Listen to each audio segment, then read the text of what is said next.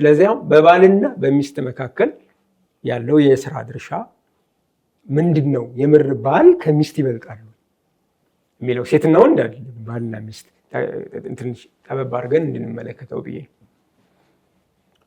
እሺ በጣም ጥሩ ሐሳብ ነው።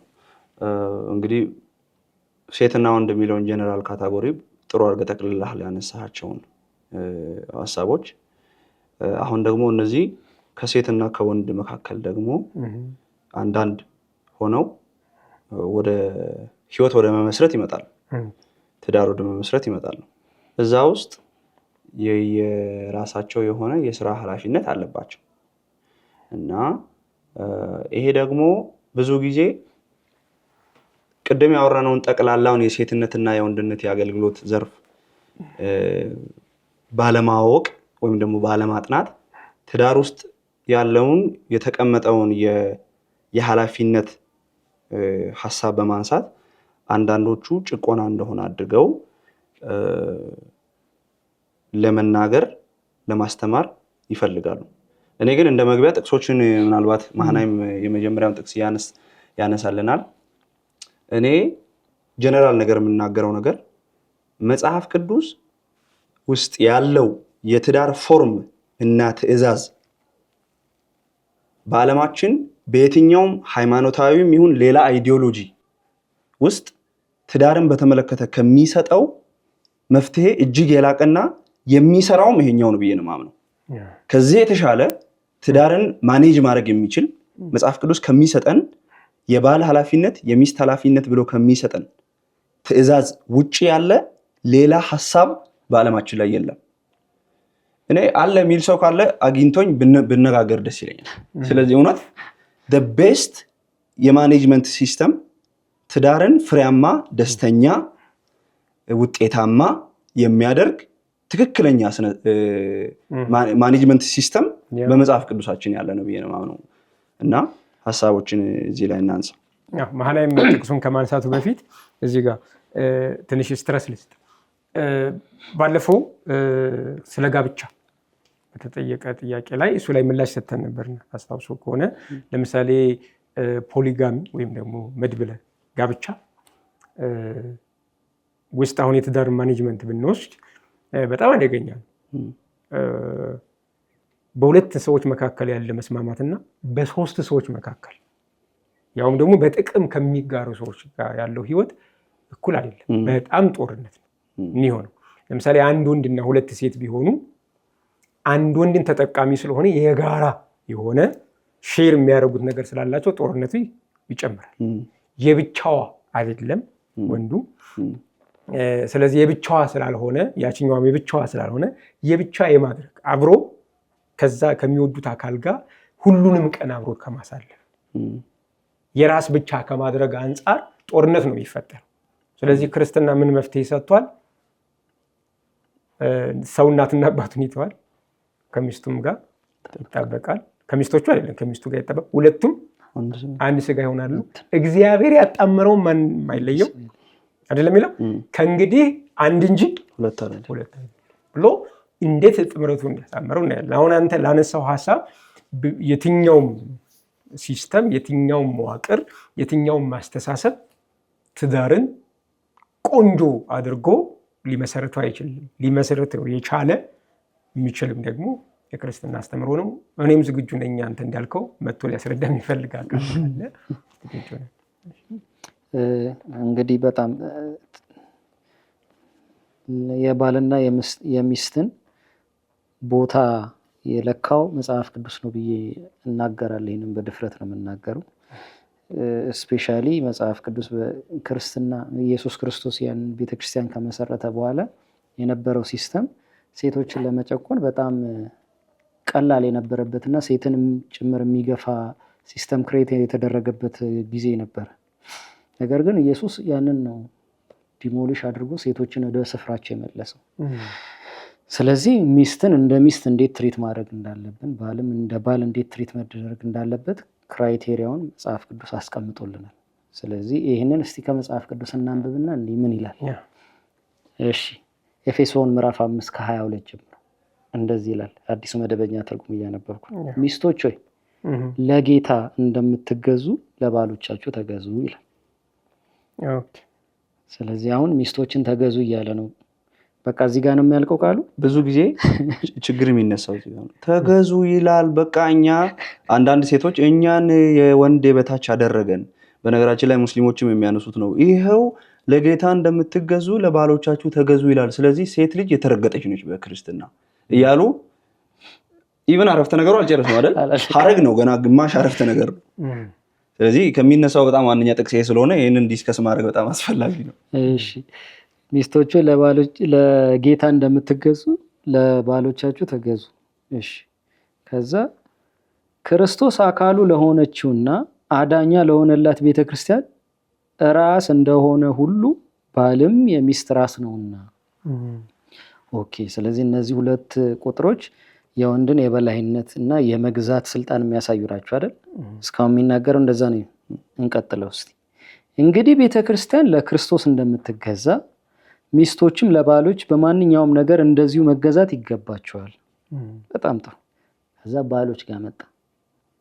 ባሎች ሆይ ክርስቶስ ቤተክርስቲያንን እንደወደዳትና ራሱን ስለ እርሱ አሳልፎ እንደሰጠ እናንተም ሚስቶቻችሁን ውደዱ። ቀደመ ይግዙ ይል ነበር። ኦኬ አሁን መግዛት የሚለው ስልጣን ለወንድ ከተሰጠ በምን ይግዛት ይላል? በፍቅር። ምክንያቱም ወዶ መግዛት የሚባለውን ነገር እንደ ስልጣንና እንደ ክራይቴሪያ ሳይሆን የሚያደርገው በፍቅር ውስጥ የተመሰረተ የቤቱ ስርዓት መሆኑን ያሳያል። የምጠላውን ሰው ረግጣት ገዛ ይግዛስ ይላል ወይ መጽሐፉ? ባይዘወይ እንዴት እንደሆነ እንደዚህ ነው የሚለው።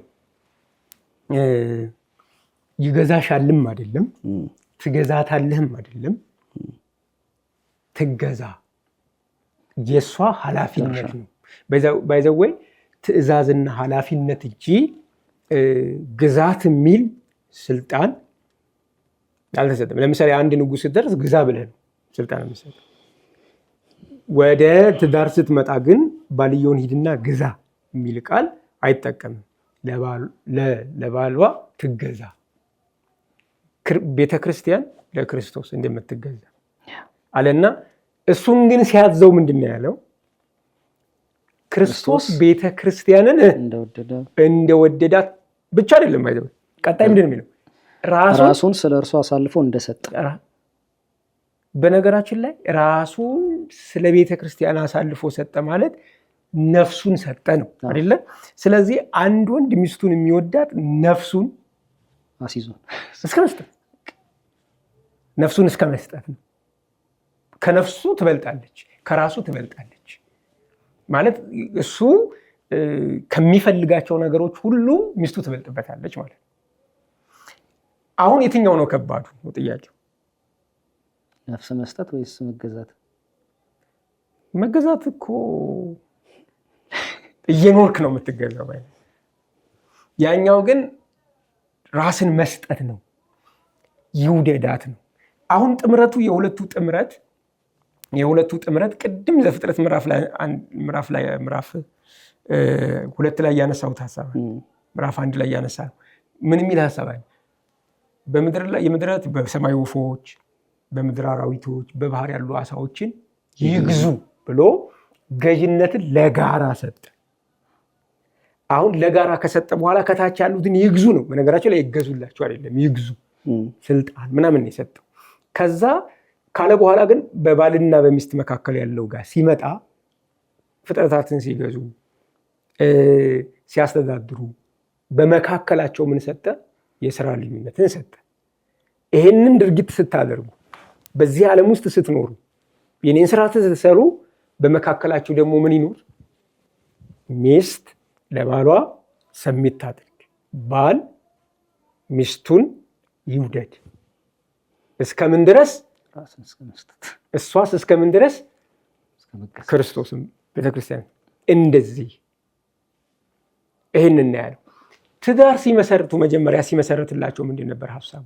ዘፍጥረት ምዕራፍ 2 ላይ ያለው ሀሳብ አዳም እንደሱ ያለ ስላልተገኘለት ብሎ ቅልፍ ጣለበት። ከዛ ሰው ብቻውን ይሆን ዘንድ መልካም አይደለም። እሺ ስለዚህ እንደሱ ረዳት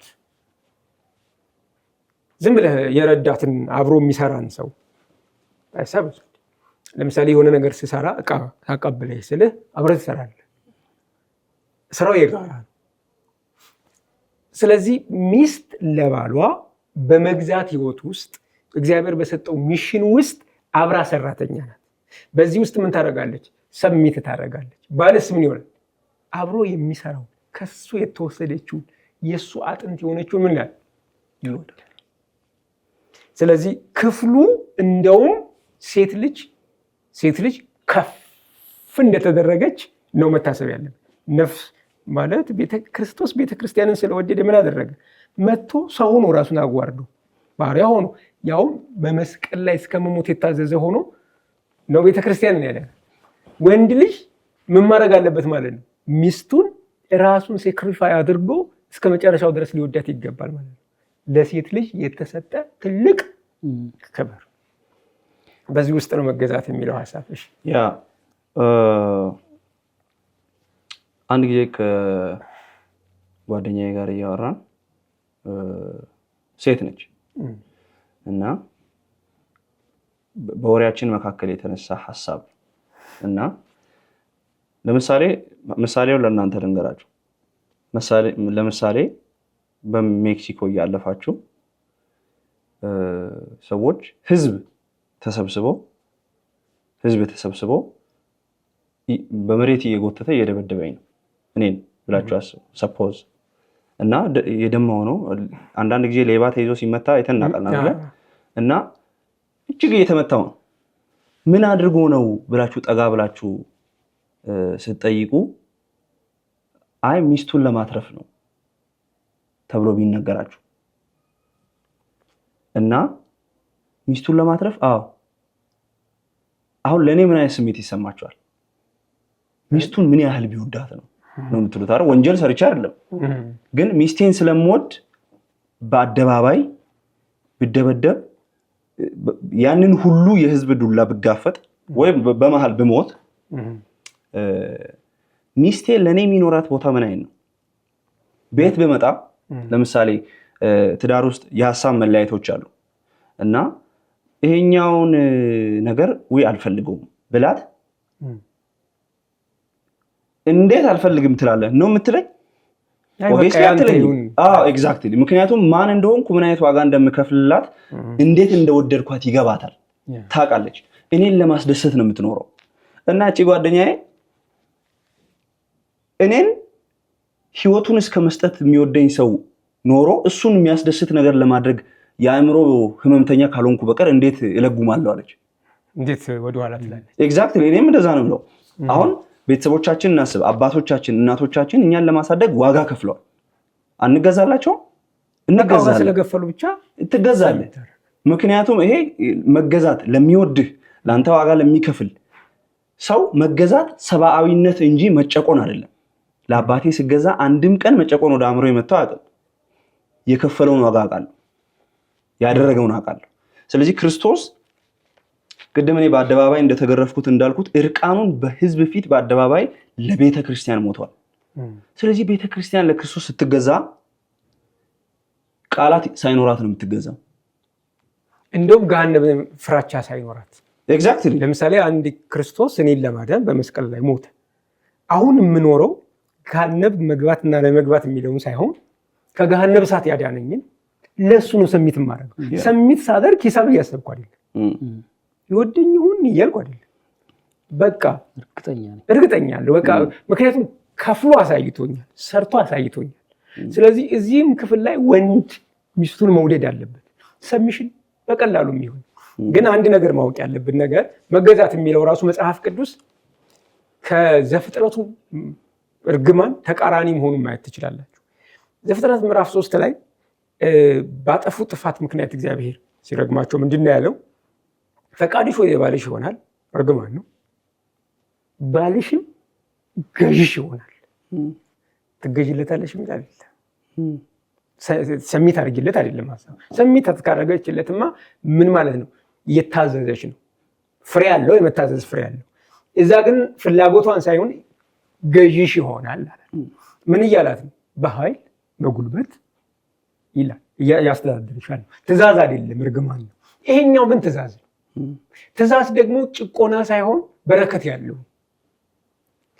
ወንድ ልጅ አይደለም የገዛት፣ እንድትገዛ እየነገራት ያለው ማን ነው? እግዚአብሔር ነው። እግዚአብሔር መታዘዝ ምን አለው? በረከት አለው። እግዚአብሔር ትእዛዝን ሲሰጥ ለበረከት ስለሆነ ለእሷ ለበረከት ነው እንጂ የሚያሳየው ጭቆናን አይደለም። ጭቆናን አይደለም። ለምሳሌ ይህንን እንውሰድና አምላክ ለእኔ ተገዙ ቢል ጭቆና ነው? ጭቆና ነው ማለት አምላክ የሰጠውን ትእዛዝ ተገዢ ብሎ የሰጠውን ትእዛዝ እንደ ጭቆና ከቆጠር ነው ያኛውም ጭቆና ነው ማለት ነው። የሴት የወንድ የበታች ሁኚ አይደለም፣ ለባልሽ ለወንድ አይደለም የሚለው ባይዘው ለባልሽ። ቅድም ስናነሳ እንድንለይ የፈለግነው ነገር ምን ነበር? በወንድና በሴት መካከል አይደለም ክፍሉ የሚያወራው በባልና በሚስት ነው። ባል እንትን አይደለም። ይሄ ምንድነው? ባል የሚባል ሰው የለም። እንትን ነው ይሄ ምን ነው የሚባለው?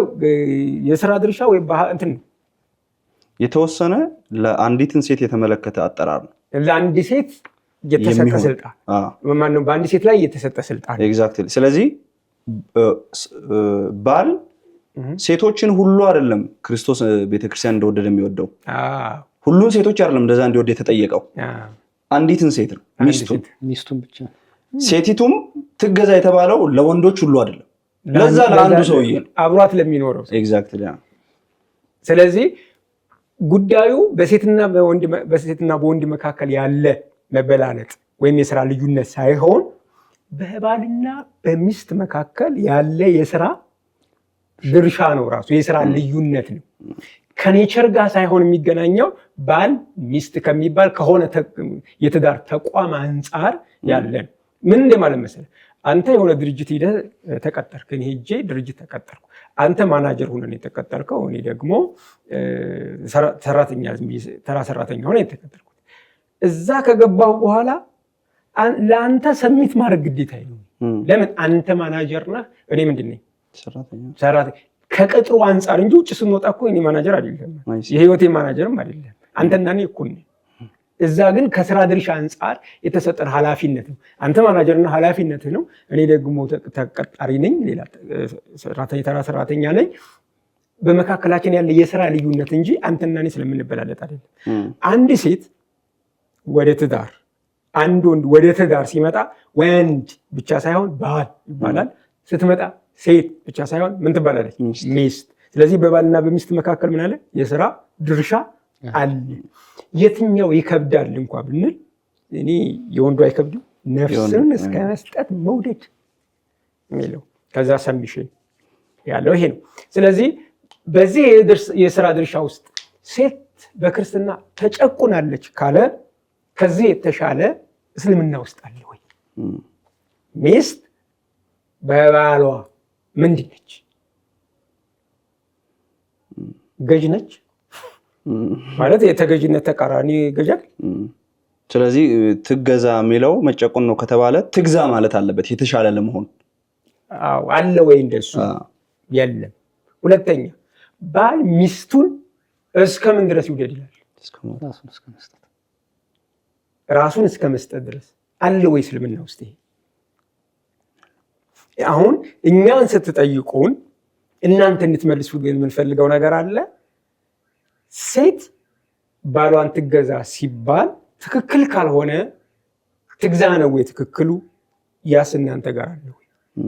አይ እኩል ናቸው ከተባለ የምር እኩል ናቸው ወይ? እንደዛ ነው ወይ ትርኢት የሚደረጉት?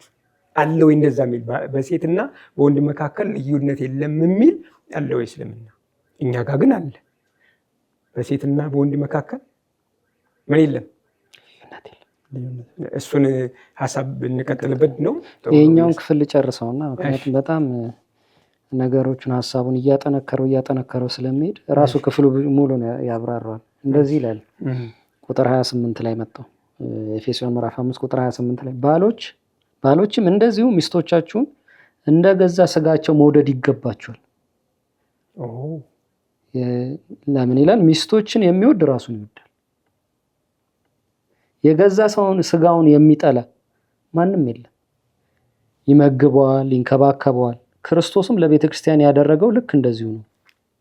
ስለዚህም ሰው እናትና አባቱን ይተዋል፣ ከሚስቱም ጋር አንድ ይሆናል፣ ሁለቱም አንድ ስጋ ይሆናሉ ይላል። ስለዚህ የኔ አካል ናት ሚስት። አካሌን እንዴት ብዬ ነው የምጎዳው? እንደ አካል እንከባከበዋለሁ። አሁን ለምሳሌ ቀኝ እጄ ቢቆረጥ የታባቱ ብዬ ከፍ ብዬ ቆርጬ አልጥለውም። በግራ እጄ ያክመዋለሁ፣ ትሪት አደርገዋለሁ። ለምን ሲባል የኔ ስለሆነ። ሚስቴን ኤግዛክትሊ ትሪት የማደርገው እንደዛ ነው። ቢከፋት ቢደክማት ምንም ነገር ብትሆን የኔ አካል ናት። እኔ የሚገባኝን ነገር በሙሉ ለእሷ አደርግላታል። እኔ የሚያስፈልገኝን ነገር ለሰውነት ያስፈልጋል የምንለውን ነገር በሙሉ አካሌ ስለሆነች ለእሷ አደርጋለሁ። ወንድ የታዘዘው አካልህ ናት። ባሪያህ አይደለችም፣ የውጭ አካል አይደለችም። እሷ ስትመታ አንተ ሊሰማህ ይገባል ነው መጽሐፍ ቅዱስ። ያንተ አካል ናት። የእሷ ጉዳት ያንተ ጉዳት ነው። ሰውነት አካልህ ናት። አንተ ለራስህ እንደምትፈልገው ለራስህ እንደምትንከባከበው ኤግዛክት ትሪትመንት ለእሷ ይገባል። እሱ አይደል ትሪትመንቱ ይቀራል። ነፍስህን እንኳን መስጠት መቻል አለብህ ለሚስት። ለምን ሲባል ክርስቶስ አሳይቷል። ቤተክርስቲያንን ወዶ ራሱን ሰጥቶ አሳይቷል። ስለዚህ ለሚስት ዋጋ የምትከፍለው ምን ያህል ነው ሲባል ነፍስህን ነው ይዘህ የምትመጣው። ምንም የሚቀርልህ ከነፍስ በላይ ምን ልታስይዝ ትችላለህ? ገንዘብ ከነፍስ አይበልጥም። ንብረት ከነፍስ ምንም ነገር ከነፍስ አይበልጥም። ሚስቱን አንድ ባል ሲወድ የሚያስይዘው ነፍሱን፣ ነፍሱ ውስጥ የማይጠቃለል ነገር ስለሌለ ማለት። ስለዚህ በምን ያህል ነው ሚስት መወደድ ያለባት ይቺ ሴት ስትባል? በነፍስ ያህል በራስ ልክ ያህል ነው።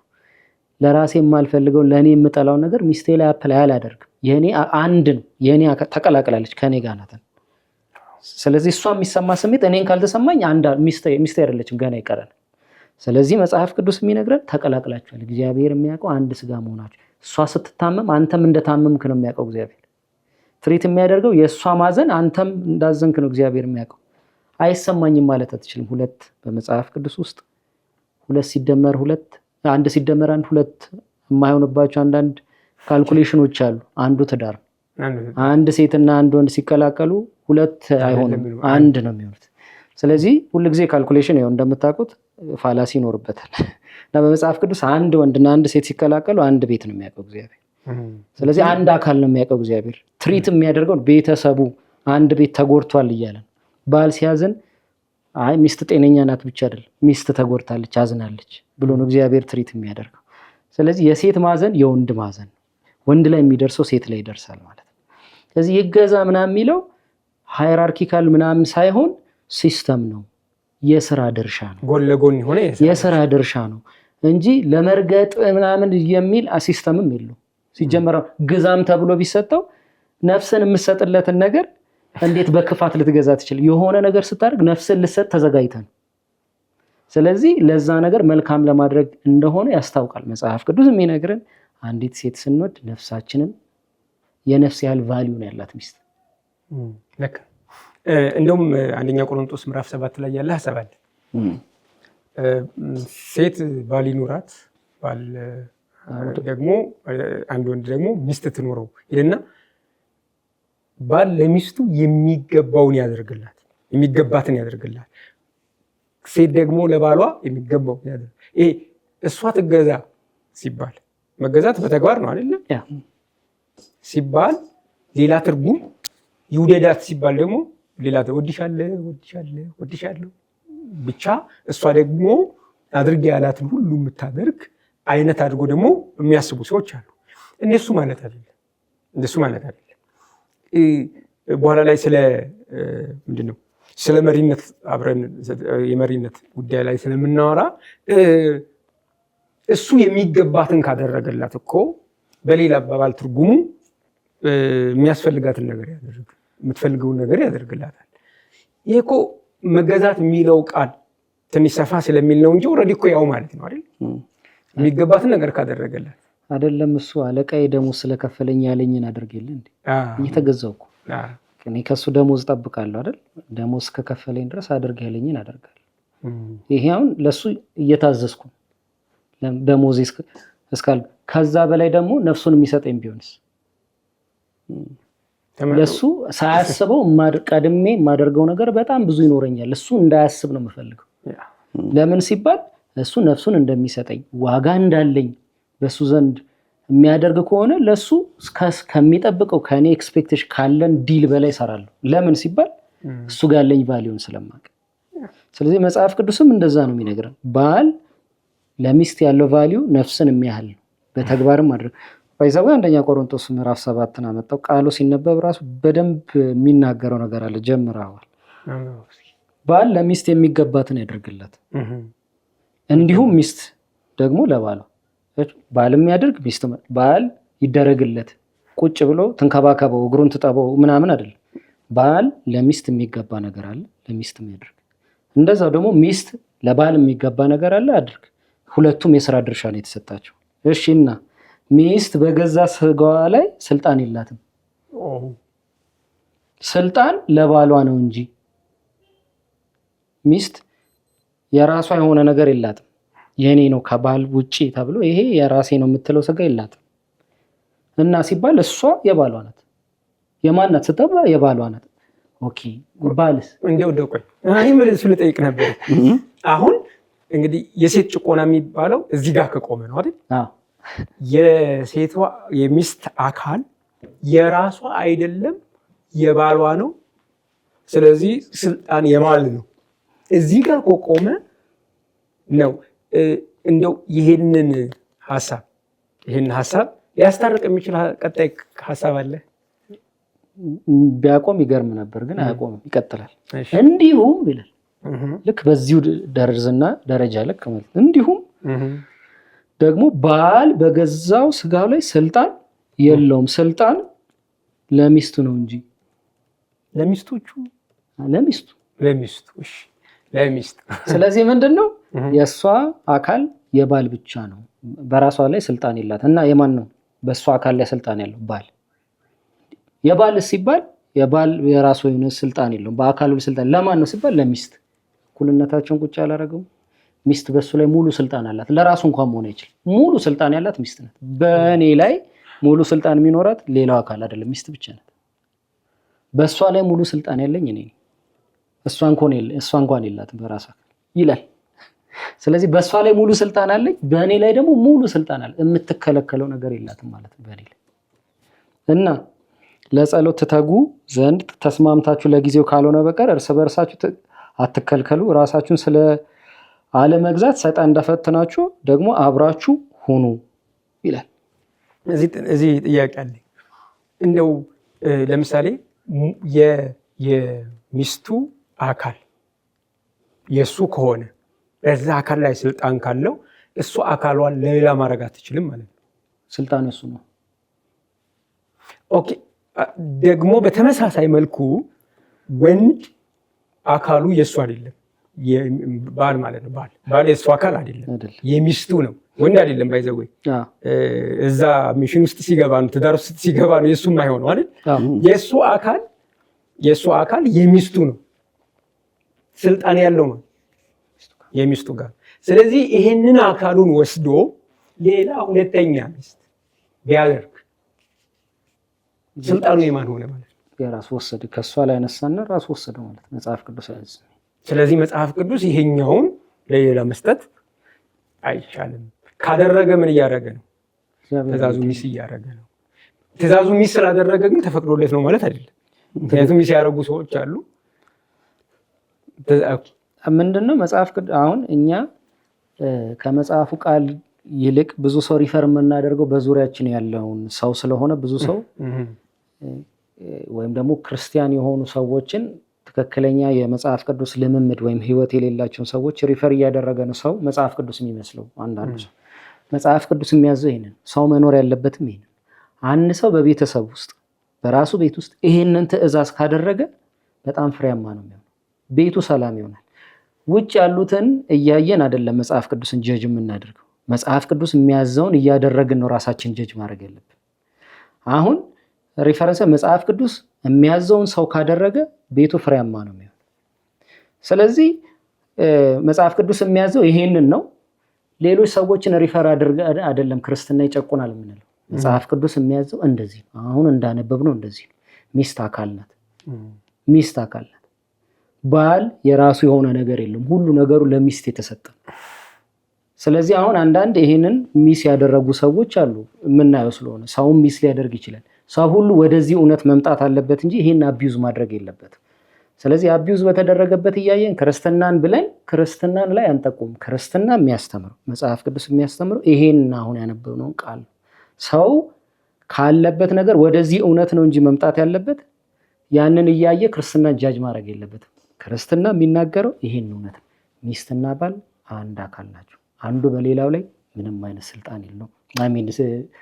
አንዱ በሌላው ላይ ነው ስልጣን ያለው እንጂ የራሴ የሆነ ስልጣን አለኝ እሷን አይመለከትም የሚለው ነገር የለውም። አይመለከትሽም፣ አንቺን ላስፈቅድ አይገባም፣ ሂጂ የፈለኩትን ማድረግ አለው ማለት አይችልም። ይሄ አመፀኝነት ነው።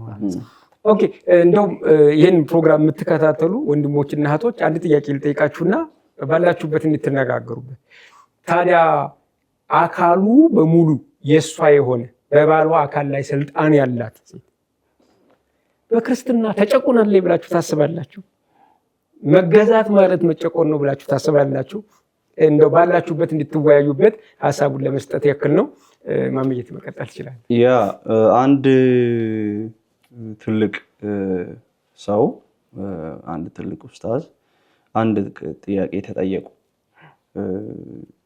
ትልቅ ሶሻል ሚዲያ ላይ ያለ ሀሳብ ነው እና ምንድነው ሚስት ያለው አንድ ሙስሊም ለሷ ሳይናገር በድብቅ በሌላ ቤት በሌላ ቦታ ሁለተኛ ሚስት ማግባት እችላለሁ ወይ እሷን ሳላስፈቅዳት የሚል ጥያቄ ጠይቀውት ሼኹ ምን ብለው ነው የመለሱት? ምን አገባት እሷ ማወቅም አይጠብቅባት የሚል መልስ ነው የሰጡትና ይሄ መጽሐፍ ቅዱስ ውስጥ ከምናገኘው በጣም የተለየ ነው።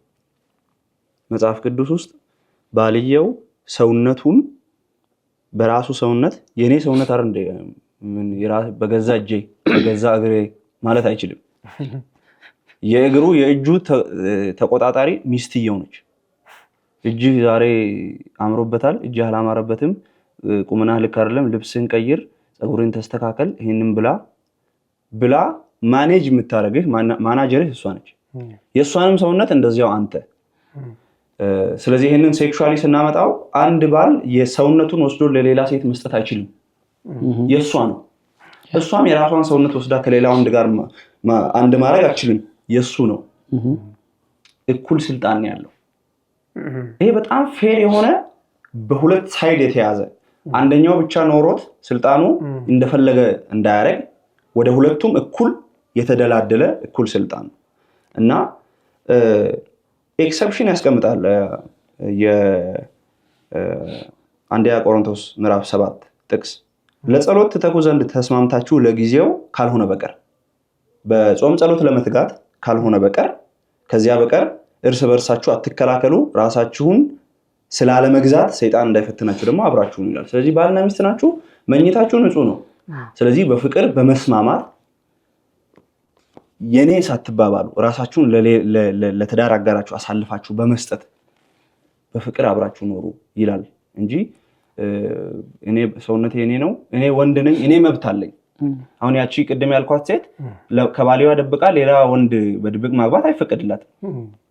እሱ ግን እዚህ ሚስት ያለው ሌላ ሀገር ሌላ ቤት ሌላ ሚስት ሊኖረው ይችላል፣ ይፈቀድለታል። ይሄ ትክክል አይደለም። እንደውም ሜቢ ታውቃለህ አንድ ባል ሚስቱን ለወሲብ ጠርቶ ፈልጓት እሷ እምቢ ካለች፣ እንግዲህ ሴቶች እምቢ የሚሉበት ብዙ ምክንያት ይኖራቸዋል፣ ባለትዳር ሰዎች ያውቃሉ። እና እምቢ ካለች ሌሊቱን ሙሉ መላእክት እየረገሟት ያድራሉ የሚል ትምህርት አለ። እና ይሄ እዚህ ከምናየው ጋር ምን ለማለት ፈልጌ ነው? መጽሐፍ ቅዱሱ ነው የሚጨቁነው ለማለት ይፈልጋል። እና ጥያቄ እንጠይቃለን። የእናንተ መጽሐፍ ይጨቁናል እንባላለን። እና እኔ ሳየው የኛ መጽሐፍ በጣም ፌር የሆነ በጣም እንደውም በጣም ብዙ መብት የሰጠ ከወንድ ጋር በእኩል መብት ትዳር ውስጥ ያለውን ነገር እኩል ሼር አድርገው ስልጣንን እኩል ሼር አድርገው በመተሳሰብ እንዲኖሩ የሚያስተምር ነው እንጂ አንቺ እሱ ለወሲብ ሲፈልግሽ እምቢ ማለት አትችይም የሚል ትምህርት አይደለም እናገኝ። ግን አሁን እንደው መጽሐፍ ቅዱስ ውስጥ አንድ ነገር አላያችሁ? እንደውም ባይዘወይ አንድ ሴት በጸሎት ሌላው በሙሉ ባይዘወይ ለጸሎት ካልተስማማችሁ በቀር አትለያዩ፣ አትከላከሉ የሚል ቃል አለ። ባይዘው መከልከልም አትችልም። አሁን ፌሚኒስቶች አንዳንድ የሚያነሱት ሀሳብ አለ። ትክክለኛ ትዳር ውስጥ ባለመሆን የሚመጣ መከላከል አለ። ክርስትና ውስጥ ግን ትእዛዙ መጽሐፍ ቅዱሳዊ ሀሳቡ ክርስትናው ለገባው ሰው መከላከል የሚለው ሀሳብ ራሱ አይመጣም። ለምን አትከላከሉ ብሏል። መከላከል አይቻልም። ግን አትከላከሉ ማለት ምን ማለት ነው? የእሷ አካል የማን ነው? የኔ ነው። የኔ ነው ማለት በቃ እኔ ሲያመኝ እረዳለሁ፣ እኔ ሲደክመኝ እረዳለሁ። የኔ አካል ስለሆነች በእሷ ላይ ስልጣን ስላለኝ ለእሷ የሚገባ ለእኔ የሚገባ ለእኔ የሚያስፈልገኝን በሰውነቴ ላይ እንደውም ክፍሉ ምንድን ነው የሚለው ሰውነቴን እንደምንከባከብ ነው። የእሷ ሰውነት የኔ ሰውነት ነው። ሲታመም ይታወቃል። ሴት ልጅ በጣም ዝላ ደክማ መታ ዝያለሁ ብላ ማለት ያለባት ደክሞኛል ማለት ያለባት እሷ አይደለችም። እኔ ነኝ ደክሞኛል። ታማለች። እኔ ነኝ በቃ ታመሻል የሚለው ሀሳብ ታምም ያለው አሁን ይሄ ምን አይደለም እንደዚህ ያለ ነገር አያስፈልግም ብሎ ማለት ያለበት እሷ አሟት አይ አሞኛል አይሆንም አይ መሆን አለበት። ይሄ መከላከል አይባል። ባይዘው ሰውየው አካሉን አላወቀም፣ አካሉ ላይ ጉዳት እያደረሰ ነው ብለን ነው ምናምን። መጽሐፍ ቅዱስ የሚነግረን የራስን አካል ስለመንከባከብ ነው። እንደው ክፍሉን ደግመህ ይሄ ሀሳብ ብትነግረን ደስ ይለኛል። የራስን አካል የሚጎዳ ሰው የለም። በቃ እንደዛ ነው። እና የክርስትና ትእዛዝ በጣም ቶፕ ነው። ባይዘው በጣም የሚገርም ነው። በጣም አስገራሚ ነው። ይሄ ሰዎች የሚለው መብቷን አክብርላት አይደለም። አሁን ሌላው ሴክሹዋል ነገር ማድረግ ካልፈለገች በቃ ተዋት፣ እንትን ካላላት ተዋት፣ መብቷን አክብር። እንትን ዓለም የሚለው ዓለም ደግሞ ክርስትና ደግሞ መብት ከማክበር ያልፋል። የኔ አካል ነው፣ አካሌ ሲታመም ይታወቀኛል። ገብቶሃል? አንደርስታንድ ከማድረግ ገና አይተሃት አይ አይሆንም የምትለው የምትንከባከባት የሚያስፈልጋትን ነገር የምታደርግላት ሴት እንጂ አላደረግሽም ብለህ ክርክር የምትገጥማት አይደለች። እሷ ራሱ ማስረዳት ላይጠበቅባት ይችላል። ሁኔታዋን የምታነባት በነገር የራስህ አካል እኮ ናት። እኛ መስታወት አይተናል የምንወጣው የራሳችን አካል ላይ ያለውን ጉዲፍ ለማንሳት የራሳችን አካል ናት። መስተዋቷን እናያታለን። እንደዛ ነው ክርስትና የሚያስተምረው። እንደዚህ ይላል፣ ባሎች የክርስቶስ ደግሞ ቤተክርስቲያን እንደወደዳት ሚስቶቻችሁን ውደዱ። በውሃ መታጠብና ከቃሉ አንጽቶ እንዲቀድሳት ስለ እርሷ ራሱን አሳልፎ ሰጠ። እድፈት ወይም የፊት መጨማደድ ወይም እንዲህ ያለ ነገር ሳይኖርባት ቅድስትና ያለ ነውር ትሆን ዘንድ ክብርት የሆነችን ቤተክርስቲያን ለራሱ እንዲያቀርብ ፈለገ። እንዲሁም ባሎች ደግሞ እንደ ገዛ ስጋቸው አድርገው የገዛ ሚስታቸውን ሊወዷቸው ይገባቸዋል። እንደገዛ ስጋቸው የገዛ ሚስቱን የሚወድ ራሱን ይወዳል። ማንም የገዛ ስጋውን የሚጠላ ከቶ የለምና። ነገር ግን ይላል የአካሉ ብልቶች ስለሆንን ክርስቶስ ደግሞ ለቤተክርስቲያን እንዳደረገላት ይመግበዋል፣ ይንከባከውማል። ስለዚህ ይልና ሰው እናትና አባቱን ይተዋል፣ ከሚስቱ ጋር ይታበቃል፣ ሁለቱም አንድ ስጋ ይሆናሉ ይላል። አያችሁ፣ አካሉ ነው። አይተወው። ሲጎዳ፣ ሲርበው፣ ሲጠማው፣ ሲከፋው እያየ አይተወውም። እና ምን ያደርገዋል? ይመግበዋል፣ ይንከባከበዋል፣ የሚያስፈልገውን ነገር ያደርግ። ለምን? አካል ነው። ምን ተብሎ አንድ አባባል አለ፣ እጅ ገማ ተብሎ ተቆርጦ አይጣልም ነው የሚባል አንድ አባባል። ለምን ሲባል አካል ነው። ምንም ቢሆን አልኮሏን አርገ ምን አድርገ አከመ ታስቀምጠዋለህ እንጂ በቃ የሆነ ነገር ሆነና አያስፈልገኝም ብላ አውልቀ የምጥለው ነገር አይደለም። እንደው አንድ ሀሳብ ልጨምርና ወደ ቀጣዩ ምን ይችላል። የፊት መጨማደድ ሳይኖራት ንጽሕት የሆነችን ለራሱ ባይዘው የሚላል ለራሱ ያቀርባል። ቤተክርስቲያንን ውብና ኃጢአት የሌለባት ቅዱስ ሆና ከሱ ጋር ትኖር ዘንድ ለራሱ እንዲያዘጋጃት ነው የሚለው። ሚስት ባል ለራሱ ነው እኮ የሚያዘጋጃት ኦልሬዲ አይደለም ማለት በጣም የተቸገረች በጣም የምታዝን በጣም የደበራት በጣም የተበሳቀለች ሴት ማንም አይወድም። ስለዚህ ሴት ልጅ እንድትዋብ፣ እንዲያምርባት፣ እንዲመቻት፣ ሰላሟ የተጠበቀ እንዲሆን ስትስቅ አሁን ቤት አኮረፈች ሚስት ጋር በጣም አይከብድም? ስለዚህ ሚስትህን የምትደሰት አድርጎ ለመስራት፣ የምትስቅ አድርጎ ለመስራት፣ ያማረባት አድርጋ አካል ራሱ ሲያምር እኮ አይደለም። ስለዚህ ለራስ የራስ አካል አድርገህ የምትወስድ ይሄ በጣም ይሄ መብት የሚባለው አሁን ቤተሰብ ውስጥ መብት የሚባል ነገር የለም። ባይዘው ቤተሰብ ውስጥ ያለው ፍቅር ነው እንጂ መብት የግሌ የኔ እኮ የሚባል ነገር የለም። ይህንን ነው መጽሐፍ ቅዱስ የሚያጠፋው። ዓለም ደግሞ ስለ መብት ነው የሚያወራው። this is my right, this is my right፣ እግዚአብሔር ላይ ሳይቀር እኮ this is my right ልጅህ ነኝ አምጣ ወደሚል ፍልስፍና ውስጥ ይገባሉ ሰዎች። ቤተሰብ ውስጥ መብት አይደለም የሚሰራው። ቤተሰብ ውስጥ የሚሰራው ፍቅር፣ ሼር ማድረግ፣ መተሳሰብ፣ የኔ ይቅር አንተ ቅደም አንቺ ቅደም የሚለው ነው እንጂ እንትን ውስጥ መብት የሚባል።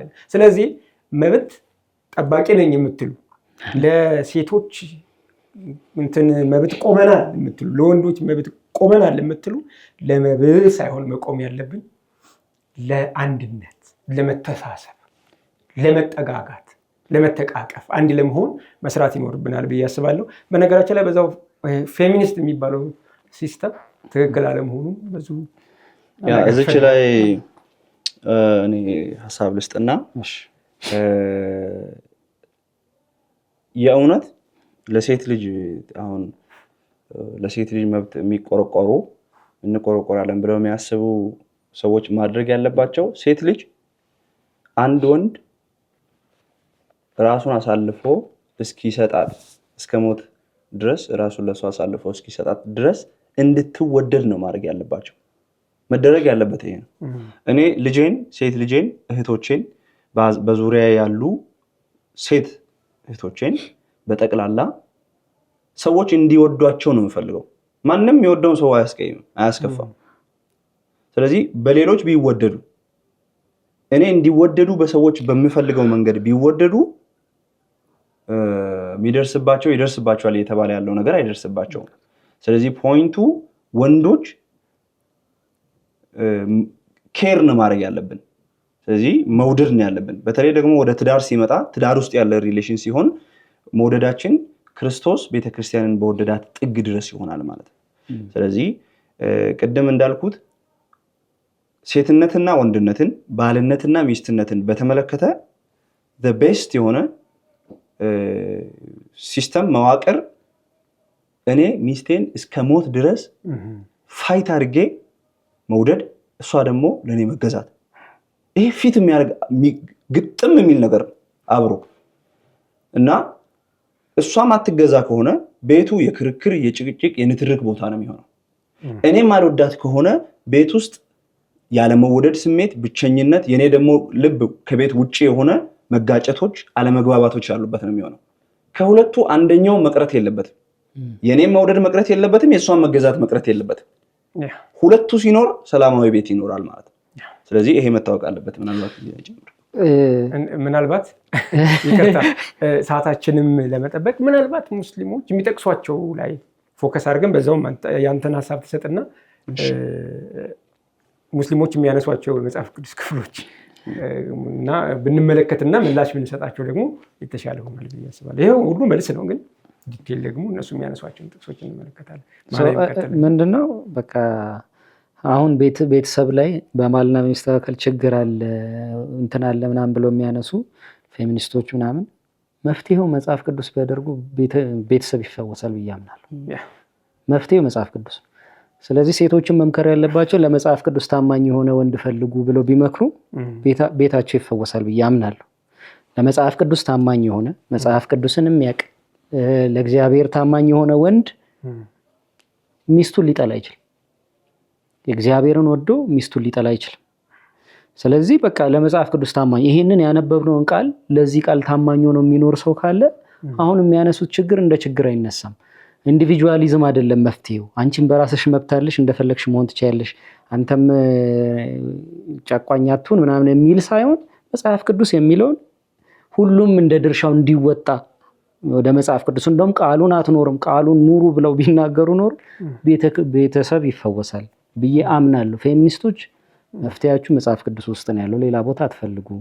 ሴቶችን እውነት ነው በብዙ ነገር ኢኩዊፕ ማድረግ ያስፈልጋል፣ ግን ሚስት መሆንን አስተምሯቸው እንደ መጽሐፍ ቅዱስ።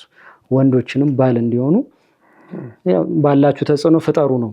ባል መጽሐፍ ቅዱስ የሚለውን ባል ከሆኑ ቀላል ነው፣ ቤተሰብ ይፈወሳል ብዬ አምናለሁ እንደ መጽሐፍ ቅዱስ። ያ እንግዲህ ከሴቶች ጋር በተያያዘ ጥቅስ ጠቅሰው ከሚጠይቁን ጥቅሶች መካከል ሁለቱን ለማንሳት እሞክራለሁ። አንደኛው አንደኛ ጴጥሮስ ምዕራፍ 3 ቁጥር 7 ላይ እንዲሁም እናንተ ባሎች ሆይ ደካማ ፍጥረት ስለሆኑ ከሚስቶቻችሁ ጋር በማስተዋል አብራችሁ ኖሩ፣ ጸሎታችሁ እንዳይከለከል አብረው ደግሞ የእግዚአብሔርን ጸጋ እንደሚወርሱ አድርጋችሁ አክብሯቸው ይላል። ስለዚህ ደካማ ናቸው ሴቶች ይላልና ሴቶችን እንደ ደካማ ስለሆነ እኛ ሴቶች ጠንካራ ናቸው፣ ሴቶች እንደውም ከወንድ እኩል ናቸው ምናምን የሚል አይነት ተቃውሞ ያነሳሉና ይሄንን አሁንም ያው ሙስሊሞች ከሚጠይቁት አንጻር እንመልስ። ይሄ መልስ ለሁሉም ሰው የሚሆን ነው። ይሄንን እንደ ማስረጃ አንስቶ ክርስትናን ለሚጠይቅ ሰው ለሁሉም የሚሆን መልስ ነው። ደካማ ፍጥረት ናቸው ወይም ደግሞ ደካማ ናቸው የሚለው ሀሳብ እያወራ ያለው እንክብካቤ እንደሚያስፈልጋቸው ሴቶች የሴትና የወንድ ፍጥረታችን አንድ አይነት ቢሆንም ግን ተመሳሳይ ኮፒ ፔስት አይደለንም። እኛ ውስጥ ያለ ሆርሞናል ቼንጅ እና ሴቶች ውስጥ ያለው የሆርሞን መለዋወጥ እኩል አይደለም። እነሱ ባዮሎጂያቸው ሴትነት ስለሆነ እናትነት በውስጡ ስላለ ከልጅ ጋር ተያይዞ ልጅ ከመውለድ ጋር ተያይዞ ከወር አበባ ጋር ተያይዞ ከተለያዩ ሌሎች ባዮሎጂካል ፋክተሮች ጋር ተያይዞ ኢሞሽናሊ አንድ አይነት አይደለንም። እነሱ የሚቀያየር ኢሞሽን አላቸው። ስለዚህ በስሜት ቶሎ የሚከፉ ቶሎ የሚያዝኑ ደግሞ ቶሎ የሚደሰቱ ናቸው። ቀላል ነገር የሚያስደስታቸው ነገሮች ናቸው ሰዎች ናቸው። ፊዚካሊም ደግሞ በአካልም ደካማዎች ናቸው። ወንድ ልጅ ነው ፈርጠም ያለ አጥንቱም ጠንከር ሰፋ ያለ ረዘም ያለ ጥንካሬ የሚችል ሆኖ የተፈጠረው። ሴቶች ግን ለስላሳ ሲነኩም ለስላሳ ናቸው። ስለዚህ በአካልም በስሜትም ከወንድ ለየት ያለ ኢሞሽናሊ በጣም የሚቀያየር ፍላክቹዌት የሚያደርግ ከፍ ዝቅ የሚል ዝም ብሎ ይደብራቸዋል። ፈልገው አይደለም፣ ይሄ ባዮሎጂያቸው ነው፣ ሰውነታቸው ነው እንደዛ የሚያደርጋቸው። ስለዚህ ሚስቴ ዝም ብሎ ደብሯት እያለ መጥቼ እኔ በማስተዋል ኑሩ የሚለው ለዛ ነው። ከእሷ ጋር በማስተዋል ካልሆነ የምኖረው በተናደደችበት ሙድ ውስጥ ሆና በከፋት ሙድ ውስጥ ሆና መጥቼ ብነጨንጫት ወሬ ባበዛባት ይበልጥ ነው ማስደብራት። ስለዚህ በማስተዋል ኑሩ። ሲከፋት እወቅ፣ ስትደሰት እወቅ። ምክንያቱም ቶሎ ትከፋለች፣ ቶሎ ትሰበራለች። ኢን ሴንስ ቶሎ ይከፋታል ኢሞሽናሊ ማለት ነው። ግን እዚህ ጋር በደንብ ደግሞ ቀጣይ ያለው አረፍተ ነገር ላይ ጸሎታችሁ እንዳይከለከል አብረው ደግሞ የህይወትን ጸጋ እንደሚወርሱ አድርጋችሁ አክብሯቸው ይላል። ለምን ማከብራት? ምክንያቱም እሷን አስከፍቼ በእግዚአብሔር ፊት ለጸሎት መንበርከክ እግዚአብሔር ጸሎቴን አይመልስም። ጸሎቴን እግዚአብሔር ይይዘዋል። ጸሎቴ ይከለከላል። መጀመሪያ ከሚስትህ ጋር ታረቅ። መጀመሪያ ሚስትህን ያስከፍታታል፣ እሷን መካስ አለብህ እግዚአብሔር ይለኛል። ስለዚህ ለኔ ጸሎቴ የመመለሱ አንጃው የተያዘው ፖይንቱ ኮሩ የተያዘው ከሚስቴ ጋር ባለኝ ግንኙነት ነው። ጌታ ኢየሱስ በሌላም ቦታ ምሳሌ ተናግሯል። ከወንድምህ ጋር ተቀያይመ ሄደ መስዋዕትን ለእግዚአብሔር አታቅርብ፣ ሂድና መጀመሪያ ከወንድምህ ጋር ያለህን ጉዳይ ጨርስ ይላል። ስለዚህ ሚስት ስትሆን ደግሞ ከወንድምም የበለጠ ነው። ምክንያቱም ከወንድሜ ጋር ሁለት ነን፣ ከሚስቴ ጋር ግን አንድ ነን። ስለዚህ በዛ ሴንስ እንጂ በመንፈስ እና በሰውነት ሰው በመሆን ወይም የአእምሮ ድካም ማለት አይደለም። የስሜትና ፊዚካሊ ለስለስ ያሉ ናቸው፣ ደካማዎች ናቸው የሚለውን ያሳያል። ምናልባት እዚህ ላይ ባይ ዘ ወይ ክፍሉ ላይ አሁንም በባልና በሚስት ባለው ግንኙነት ነው የሚያወራው ክፍሉ እንጂ ሴት ልጅ ከሌላው የስራ ሁኔታ ከሌላው ሲስተም ውስጥ መስራት የማትችል ደካማ ናት ማለት አይደለም። ቅድም አይተናል፣ ነብይ መሆን ትችላለች፣ መልእክት ማድረስ ትችላለች፣ እግዚአብሔር ታማኝ አድርጎ ይቆጥራታል። በፍርድ ወንበር ላይ ተቀምጣ ስትፈርድ ነበረ በነብይነቷ ዲቦራ እና አስቴር ህዝብ ሲያንቀሳቅሱ ነበረ ከአጎቷ ጋር ሆና ከመርዶክዮስ ጋር እና ህዝቡን ሲያድኑ ነበረ። በጣም ብዙ ስራ ላይ መሳተፍ ትችላለች። ከዚህ ጋር እንዳልሆነ አንድ ማሳያ እንደሆነ ግን በባልና በሚስት መካከል ባለው ግንኙነት አብረው ቤት ነው የሚያሳልፉት። እንዳልነው ልክ እንደ ባል አይደለም ስሜቶቻቸው። ማሚ እንዳለው ፊዚካላቸውም ቢሆን አንድ አይነት አይደለም። ሴት የሚለውን ሀሳብ እኮ ሴትና ወንድ የሚለው በሰው መካከል ሴትና ወንድ የሚለውን ልዩነት ያመጣ ነገር አለ። ካልሆነማ እኮ ወንድ ብቻ ወንድ ወይም ሴት ብቻ ነው ሊሆን የሚችለው። ወንድና ሴት ካመጣ ምን አለ ማለት ነው? በመካከል ልዩነት አለ ማለት ነው። ስለዚህ ልዩነታችንን ደግሞ እንደ መበላለጥ አይደለም። በነገራችን ላይ ማወዳደር እንዴት ይቻላል? አሁን ሁለት ሴት እና ወንድን ሁለት የተለያዩ በጾታ ሁለት የተለያዩ ነገሮችን በሆነ ጉዳይ እኩል ናቸው ማለት አንችልም። ሴትነት ያመጣው ነገር አለ፣ ወንድነት ያመጣው ነገር አለ። ስለዚህ በእነዚህ ጉዳይ ላይ ሴት ልጅ አሁን በዓለም ላይ ሴት ልጅ ቆማ ለምን አትሸናም የሚል ሀሳብ ያነሱት ከወንድ ጋር አወዳድረው ነው። ወንድ ሌላ ተፈጥሮ፣ ሴት ሌላ ተፈጥሮ፣ ሴት ያደረገችው ለምን ወንድ አያደርግም ይላሉ። ወንድነት ያመጣው ነገር አለ፣ ሴትነት ያመጣው ነገር አለ። ወንድ የሚሆነውን ነገር ሴት ትሆናለች ማለት አይደለም። አሁን ወንድ ለምን አልወለድክም መውለድ ያለብህ፣ ይሄ በጣም እስከ ጥግ ድረስ ሄደው ሰዎች ወንድ መውለድ ያለበት ወደሚል ያመጣሉ።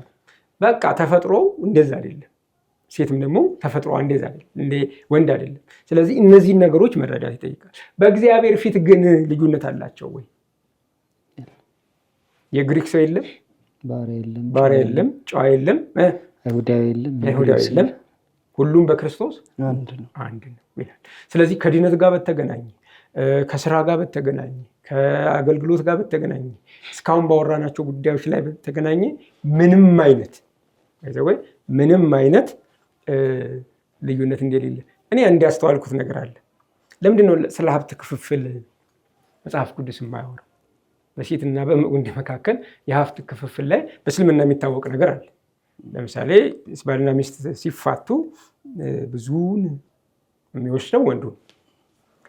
ክርስትና ግን ምንድን ነው ያለው? ሁለቱ አንድ ስጋ ይሆናሉ። ከእንግዲህ በኋላ እግዚአብሔር ያጣመረውን አይለየውም። ከዛ ሁለት አይሆኑም፣ አንድ ናቸው። ስለዚህ የማይለያየን አካል ስለመከፋፈል በግራና በቀኝ እጅ እኮ በቀኝ ያስከው ነገር የግራዬ አይደለም ብላ አትቀመጥ። የቀኝ ያስከው ነገር የግራ። ስለዚህ ሚስት የያዘችው ነገር ያንተ ነው፣ ያንተ ያስከው ነገር የሚስት ነው።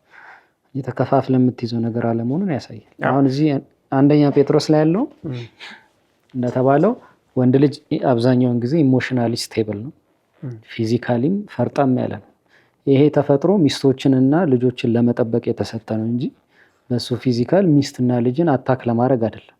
ቀደም እንዳነበብነው ህይወት የሚሰጥለት ይሄ ፊዚካል ይሄ የተሰጠን ነገር ህይወት የሚሰጥለት አካል አለ፣ ሚስት ትባላለች። በዚህ ፊዚካል ህይወትን ልትጠብቃት ልትንከባከባት እንጂ ይሄን ነገር እሷ ላይ አይደለም። መጽሐፍ ቅዱስ ደካማም ቢሆኑ የምታግዝበት አንድ የስራህ ድርሻ ተነገረ። አክብራቸው ያዛቸው፣ በድክመቷ ገብተህ ያዛት ተንከባከባት እየተባለ ነው እንጂ ስለደከመች ቀጥቅጣት ወይም ትታት ሂድ የሚል አይደለም። ለደከመችበት ነገር መፍትሄው አንተነህ አብራት ቁም ነው እያለ ያለው። ስለዚህ ኢሞሽናሊ ስቴብል ካልሆኑ ስቴብል ሆኖ በእያንዳንዱ ሁኔታ ሚስትን ትሪት ማድረግ የባልነት ድርሻ ነው። ለምን ሲባል አካሌ ናት፣ የሆነ ነገር ስትሆን ጥያት የሚሄዱ አይደለም። ስለዚህ መጽሐፍ ቅዱስ እየነገረ ነው ያለው ስትሪክትሊ ይሄንን መሆን አለበት እንጂ ሁሉ ጊዜ ሚስቶች በአንድ ነገር ደካማ ናቸው ማለት በሌላ ነገር ደካማ ናቸው ማለት አይደለም። ምክንያቱም ልጅን ከሚስት በላይ ማሳደግ የሚችል የለም። እናትነት ቤቱን እንዳለ የሚቆጣጠሩት የቤቱን እያንዳንዱን ነገር የሚያስታውሱት እነሱ ናቸው። የት እንዳለ ምን እንደጉድ እያንዳንዱ ነገር ወንድ ልጅ የማያስተውላቸው ነገር ግን በሴቶች ቁጥጥር ስር ያለ ብዙ። ስለዚህ በፊዚካል ደክማለች፣ ኢሞሽናሊ ብዙ ነገር ድጋፍ ያስፈልጋታል ማለት ሌላው ነገር ላይ ደካማ ናት እያለ እኛ በጣም ደካማ የሆንበት ነገር አለ እየኖርን ስለምናየው ወንዶች ስለሆነ። መጽሐፍ ቅዱስ የሚለውን መጽሐፍ ቅዱስ እንደሚለው እንየው፣ ህይወት የሚሰጥላት አካል ናት። ያ የመጨረሻ ምናልባት በጣም በተደጋጋሚና በዋነኝነት የሚጠቀሰውን አንድ ጥቅስ ልበልና እንጨርሳለን። አንደኛ ጢሞቴዎስ ምዕራፍ 2 ላይ ከቁጥር 11 ጀምሮ ሴት ግን በነገር ሁሉ እየተገዛች በዝግታ ትማር፣ ሴት ግን በዝግታ ትኖር እንጂ ልታስተምር ወይም ደግሞ በወንድ ላይ ልትሰለጥን አልፈቅድም ይላል። ስለዚህ ይሄንን ይወስዱና ሴቶች ማገልገል እንደማይችሉ በቃ አገልግሎት ለሴቶች ተከልክሏል የሚለውን ያነሳሉ። ለዚህ ቅድም ያወራነው ነገር በራሱ በጣም አብዛኛው ነቢያት መሆናቸው የተለያየ አገልግሎት ዘርፋቸውን ማንሳታችን መልስ ነው። ሮሜ ምዕራፍ 16 ቁጥር 1 ላይም በክንክራውስ ባለች ቤተክርስቲያን አገልጋይ የምትሆን እህት ፌቨን የምትባል እንዳለች መጽሐፍ ቅዱሳችን ይነግራል። ከአገልግሎት ጋር ያለው ግንኙነት ይሄ ነው። ግን ጥያቄው የሚነሳው ከሙስሊሞች ስለሆነ እንደው ጥያቄ መጠየቁ በራሱ መልስ እንደሆነ አስባለሁ። ምክንያቱም አሁን ለምሳሌ በእስልምና ሴት ልጅ ሶላት አታሰግድም፣ መስጂድ በወንድ ፊት ቆማ አታሰግድም። በዚያ ላይ ደግሞ ኹጥባ አትሰጥም። ወንዶች ቁጭ ብለው እሷ ኹጥባ ማለት ለክርስቲያኖች ስብከት እንደማለት ቆማ ዓርብ ዕለት የጁማ ዕለት ስብከት እንደመስበክ ማለት እንደዛ አታረግም፣ አይፈቅድላትም። አሁን ይሄንን ይዘው ይሄን ጥቅስ ጠቅሰው ልታስተምር አልፈቅድም የሚለውን ሐሳብ ይዘው ሴት ልጅ ተጨቁናለች በክርስትና የሚሉ ሙስሊም ወንድሞች ከሆኑ የተሻለ አላችሁ ወይ እናንተ? ቅድም አንተ ብለህ ጠየቀው። ኦኬ ይሄ ተጨቁኗል በእናንተ ጋር የተሻለ አለ? ሶላት እንድትመራ ትፈቅዳላችሁ? ኹጥባ እንድትሰጥ ትፈቅዳላችሁ? ተብለው ቢጠይቁ ስቲል አንፈቅድም ይላሉ። ግን ጭቆና አይደለም ነው የሚሉት። አሁን አለመፍቀዳቸው ብቻ ሳይሆን ጭቆና አይደለም ማለታቸው ነው። እኛ ጋር እኮ ነቢያት አሉ፣ አገልጋዮች አሉ፣ ዳኛዎች አሉ። አገር ፍርድ ስትሰጥ የነበረች አለች፣ አምላክን የወለደች አለች፣ የትንሣኤ ምስክሮች አሉ። ከቅድም ጀምሮ ያነሳናቸውን ነገሮች አንስተን ሴቶች በሃይማኖታዊ አገልግሎት ከእስልምና ይልቅ ክርስትና ውስጥ ነው የገዘፈ ቦታ ያላቸው እንጂ የተጨቆኑበት ነገር አይደለም። እንደው ክፍሏ ልታስተምር የምትል ቃል አለች። ሌላ ጊዜ ከዚህ አንፃር አንስተን ከዚህ ክፍል አንፃር አንስተን እንመለከተዋለን። እንደው የተነሳችው ማስተማር የምትለው ሀሳብ ያው በጉባኤ ምንድን ነው አሁን ይሄ ስራ ድርሻ እኮ ሴትነትና ወንድነትን የሚያሳይ አይደለም። ከምንድን ነው ይሄ ገነታት ገቢም አይደለም። እግዚአብሔርን ማገልገል አትችልም አትልም። ማስተማር የምትለዋን ሀሳብ ብቻ ነው የሚያነሳው ክፍሉ። ማስተማር ማለት ምን ማለት ነው፣ ለምንድን ማስተማር የሚለውን ወደፊት የምንመለከተው ይሆናል። ግን በዚህ ሁሉ እስልምና የተሻለ ኑሮት ነው ወይ ጥያቄ የሚያነሳው የሚል ሀሳብ እናነሳለን።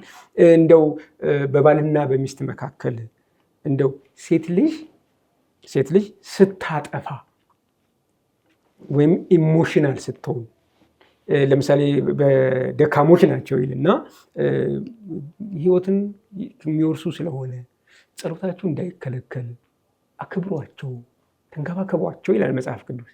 ኢሞሽናል በሆነ ሰዓት ባልጋ አልታዘዝ ባለ ሰዓት የሆነ ሲስተም ውስጥ በገባች በደከመ ሰዓት እስልምናው ይንከባከባት ነው ወይ የሚለው? ምክንያቱም እኔ አንድ ክፍል አንብቤያለሁ።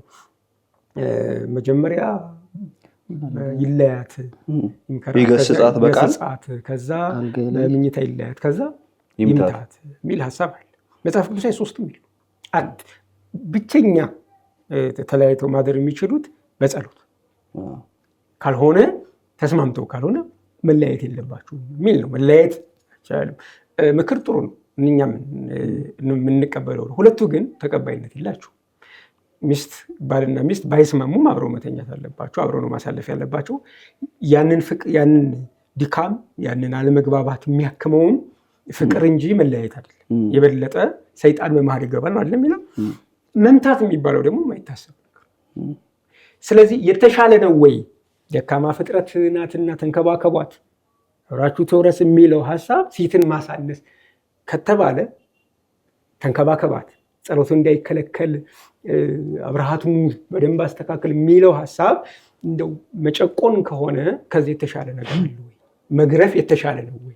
ምኝታ መለየት የተሻለ ነው ወይ? ብለን ጥያቄ እንጠይቃለን። ይህንን ፕሮግራም የምትከታተሉ ተመሳሳይ ጥያቄዎችን እየጠየቃችሁ እንድትወያዩበት ለእናንተ አሳልፈን እንሰጣለን። እንደው አንድ ያለችን እና እሷን እንጨርስና እንደው ከባህሪ ተነስቶ እንዲህ ያለች ሴት ቅድም ያነሳነው ነገር አለ፣ እንዲህ ያለች ሴት ጋር ከመኖር የሚላለ ለምሳሌ ብዙ ጊዜ መጽሐፍ ቅዱስ ውስጥ በጣም የተለያዩ ቦታዎች ላይ ለምሳሌ ምሳሌ ምዕራፍ 21 ከቁጥር 14 ላይ ከደረቅ ሴት ጋር ከምትኖር ከምድር አውሬዎች ከእንስሳት ጋር መኖር ይሻላል ይላል። ከጠበኛና ከቁጡ ሴት ጋር ከጠበኛና ከቁጡ ሴት ጋር ከመቀመጥ በምድረ በዳ መቀመጥ ይሻላል ይላል። ስለዚህ ከሴት ጋር ከመቀመጥ ምድረ በዳ ይሻላል፣ ከእንስሳት ጋር መኖር ይሻላል የሚሉ ሀሳቦችን ያነሳል። ኳሊፊኬሽን አለው። ዝም ብሎ ከሴት ጋር ከመኖር አላለም እያለ ያለው ከጠበኛ ሴት ጋር ከምትነዘንዝ ሴት ጋር ከመኖር ያለውና ብዙ እንደዚህ አይነት ከሴት ጋር ከመኖር እያሉ ሴት እንደተጨቆነችና እንደመጥፎ እንደተሳለች ለማምጣት የሚጠቅሷቸው ጥቅሶች በአብዛኞቹ ወደ 10 ምናምን ጥቅሶች ወይ ከጠበኛ ወይ ከነገረኛ ወይ ከአመንዝራ እያለ መጥፎ ባህሪ ከፊት አስቀምጠው ነው የሚያመጣው። ምክንያቱም ጠበኛ ከሆነች ከሰላማዊ ሴት ጋር አላለም። ጠበኛ ከሆነች ኦፍኮርስ በጸብ ከምትነዘንዘኝ ሴት ጋር ከመኖር ይልቅ ገለል ብዬ ብቻዬን ብቀመጥ ይሻላል። ይሄ እንደ ጥያቄ የሚነሳም ጉዳይ አይደለም በነገራችን ላይ። ስለዚህ ይሄን የመሳሰሉ በጣም በርካታ ጥቅሶችን እያነሱ መጽሐፍ ቅዱስ ሴቶችን ይጨቁናል። ጥያቄው እኛ አሁን ከኋላ ግዙፍ የሆኑ ለማኖር የሚያስቸግሩ አብሮ ለመኖር የሚያስቸግሩ ፍላጎት ያላቸው ሰለሞን የተናገረው ሐሳብ አሁን እኛን ጥያቄ እንጠይቅ። ከእንደዚህ አይነት ሴቶች ትኖራላችሁ ወይ? ለነዚህ መፍትሄ አላችሁ ወይ? እስልምና መፍትሄ አለ ወይ? እነዝናዛ ጨቅጫቃ ልክ እንደውም ይላል ጣራውን እንደሚያፈስ ቤት ልታደርግ የምትችልን ሴት ምንድን ነው የምታደርጉት? የመጀመሪያ ትመክራታለህ፣ ከዛ ካልጋ ትለያታለህ፣ ትመታታለህ፣ ትፈታታለህ አይደል? ሐሳቡ ሊሆን የሚችለው እንደውም ማክሲመም ግን መጽሐፍ ቅዱስ እንደዚህ ያስተምራል። ለዚችም ሴት ቢሆን ትእዛዝ ነው የሚሰጠው። አብሮ መኖር ያስቸግራል፣ ከባድ ነው። ስለዚህ ምንድን ነው የሚደረገው? ክርስትና ይቺ ሴት ወደ ጌታ እንድትመጣ ጥሪ ነው የሚደረግላት። ካልሆነች ደግሞ ምን ትሆናለች? ከማያምን ሰው ጋር ምንም አይነት ግንኙነት ስለሌለን ትዳር አይመሰረትም። ስለዚህ መጠንቀቅ እንዳለብን የሚነግረኝ ነው የመጽሐፍ ቅዱስ ክፍል። ሴትነቷ ሳይሆን ባህሪዋ እንደሆነ መጽሐፍ ቅዱስ ይነግረናል። ስለዚህ ተመሳሳይ እንደዚህ ከኋላ ቅጥያ ያለው እንዲህ ያለች ሴት እንዲህ ያለች ሴት እንዲህ ያለች ሴት እዛው ሰለሞን ያለበት ክፍል ላይ ምን ይላል? ምሳሌ 18 ላይ እኮ ሚስትን ያገኘ በረከትን አገኘ ከእግዚአብሔርም ሞገስ ይቀበላል ይላል። ስለዚህ ሚስትን ማግኘት በረከትን ማግኘት ከእግዚአብሔር ዘንድ ደግሞ ሞገስና ተቀባይነትን ማግኘት እንደሆነ ይናገራል። ነገር ግን ምን አይነት ሚስት ስትሆን ነው ከባድ የሚሆነው የሚለውን ደግሞ እዛው ኳሊፋይ አድርጎ ደግሞ ይነግረናል። ስለዚህ ሰለሞን እየተናገረ ያለው ጀስት ሚስትን አረቆ ስለመለየት ሳይሆን ሚስትን ትክክለኛ ሚስት ጋር እንዴት መኖር እንዳለብን እንድናቅ ነው። ምንድነው ትሪት መደረግ አለበት። እንደዚህ አይነት ባህሪ ትሪት መደረግ አለበት። ቤት ውስጥ መቀጠል የለበትም። ስለዚህ ሁሉም ሰው ባህሪውን አስተካክሎ መኖር አለበት። ለምን ሲባል አካሉ ስለሆነች የሚል ነው ኢንቴንሽኑ። ምክንያቱም መልሶ ሰለሞን ሚስትን ያገኘ በረከትን አገኘ በእግዚአብሔር ዘንድ ሞገስ ይቀበላል ስለሚል ማለት ነው። ያ ከዛ አንጻር የተነገረ እንጂ በቃ ሴት ማለት ወይም ደግሞ ሚስት ማለት እንደዚህ ናት እያለ አይደለም። የበረከት ምንጭ እንደሆነች በእግዚአብሔር ዘንድ ተቀባይነትን ማግኛ እንደሆነች መጽሐፍ ቅዱስ ይናገራል። እንደውም ሚስት ዘውድ ናት ሲባልም ስለዚህ ክብር መሆኗን ተቀባይነት ማግኛ መሆኗን ይናገራል። በሰው እውነት ሚስት ትክክለኛ ሚስት በእግዚአብሔር ዘንድ የምትተጋ ሚስት ከሆነች ይለመልማል፣ ቤቱም ያድጋል። ስለዚህ መጽሐፍ ቅዱስ እንደዚህ አይነት ትዳርን ያስተምራል። ሰው በደንብ ማስተማር ያለበት መጽሐፍ ቅዱስ ያለውን ክራይቴሪያ ሰው ሁሉ እንዲያሟላ ነው ማስተማር ያለበት። እንደውም ቤተሰብ ፈውስን የምትፈልጉ ፌሚኒዝምን በሉ ሌሎችንም በሉ ከቻላችሁ መጽሐፍ ቅዱስን እየኖራችሁት አይደለም ብላችሁ ሰዎችን ወቀሱ። መጽሐፉ እንዲህ ነው በዚህ ልክ ነው መኖር ያለባችሁ ብላችሁ ካስተማራችሁና ሰው ወደዚህ እውነት ከመጣ እውነትም ቤት ይፈወሳል ብዬ አምናለሁ። ጌታ ይባረክ። እንግዲህ ባለን ሰዓት ማንሳት ያለብንን ሀሳቦች አንስተናል። እናንተ ደግሞ በደንብ ትወያዩበታላችሁ። በዚህ ፕሮግራም ላይ ምናልባት ፌሚኒስት አይዲያ ያላችሁ እየሰማችሁ ሊሆን ይችላል፣ ሙስሊሞች እየሰማችሁ ሊሆን ይችላል፣ ክርስቲያኖች እየሰማችሁ ሊሆን ይችላል። በደንብ ተወያዩበት። ለትዳር መፍትሄ እውነተኛ ማንዋል የእግዚአብሔር ቃል የሆነው መጽሐፍ ቅዱስ ነው። ነገር ግን ይህን የመጽሐፍ ቅዱስ ሕይወት ለመኖር አንድ ወሳኝ ነገር ያስፈልጋል። እሱም በጌታችን በመድኃኒታችን በኢየሱስ ክርስቶስ አምኖ አዲስ ፍጥረት መሆን፣ ከተበላሸው አዳማዊ ሰውነት ከኃጢአታዊ ተፈጥሮ ነፃ ወጥቶ አዲስ በክርስቶስ ኢየሱስ በማመን ዳግም በመወለድ አዲስ ፍጥረት መሆን ይጠይቃል። አዲስ ሰው መሆን ይጠይቃል። በዛ አዲስ ሰው ነው ይህንን ሪል የሆነ ህይወት የምትኖሩት። ስለዚህ በክርስቶስ ኢየሱስ ብታምኑ የዘላለም ህይወት ይኖራችኋል። እንደዚህ ያለ ግሩም እና የሚያስደንቅ ህይወት ውስጥ መግባት ትችላላችሁ። መዳኛ መንገዱ ኢየሱስ ክርስቶስ ብቻ ነው። ኢየሱስ ክርስቶስ ሲናገር ምን አለ? እኔ እውነትም መንገድም ህይወትም ነኝ። ህይወት እሱ ነው። ውብ የሆነ ህይወት ትዳርን የሚማርክ እውነት እሱ ነው።